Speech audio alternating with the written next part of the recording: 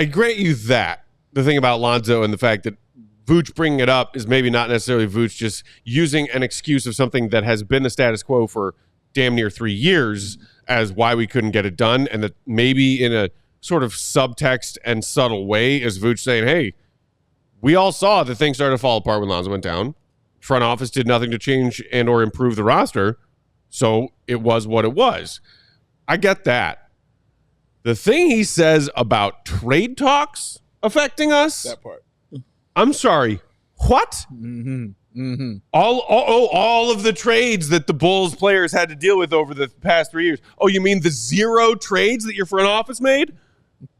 The outlier compared to the other 29 NBA teams making trades on trades on trades on trades on trades? On trades. The occasional Zach LaVine rumor popping up was enough of a distraction to prevent you from winning games or winning more games than you did. Yeah.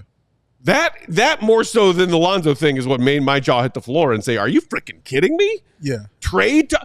How many times we heard countless, dozens, hundreds of NBA players say, yeah, trade talk is just trade talk. It doesn't bother us. We go out there, we do our job. It was weird and surprising to hear an NBA player say, yeah, the trade talks affected us. Like, dude, and maybe it's casting stones from someone who doesn't have a right to, because I'm not an NBA player, and I don't know the effect it has on these players to hear these trade rumors come up when they're out there working hard. But like, dude, no one. Have you ever heard anyone use that excuse willingly before? Well, you can look at a guy right here on our own team in the Chicago Bulls, at Zach LaVine, who has constantly said, well, you know, my name always comes up in rumors, but I still got to go out there and do my job. Always. And I still got to perform, and I'm still going to do my thing. And it didn't seem to affect his game too much until it got for real.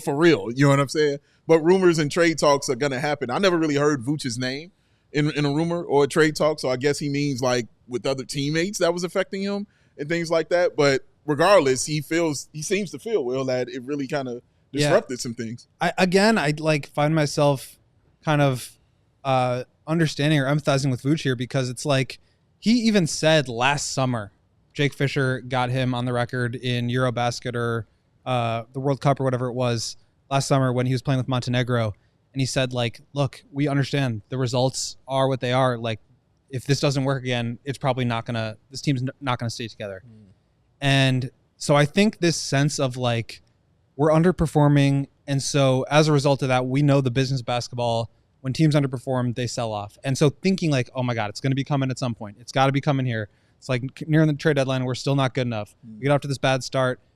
Zach's in the rumors. Like, you have this sense that something is probably going to change. Something has got to give because the way you're playing, and then that kind of feeds into the cycle of you think it's going to change. So maybe you're not playing your best. Maybe it's harder to compete in that situation. And again, like, I think you guys are right in the sense that like, yeah, but it's your job to go out there and play anyway and perform anyway. And I think that's true, but like, it's, you know, this is not like reporting or anything like that, but I get the sense that whether it's AK in the Bulls front office or other front offices, when your back starts to go against the wall, you're starting to make moves to secure your job, right? And not saying that that's what's happening with AK, but I think you start playing because you're trying to protect your job. Like, you're just not going to perform as well. Sure. And I think that can probably lead to a stressful environment. We all silly like the mayor.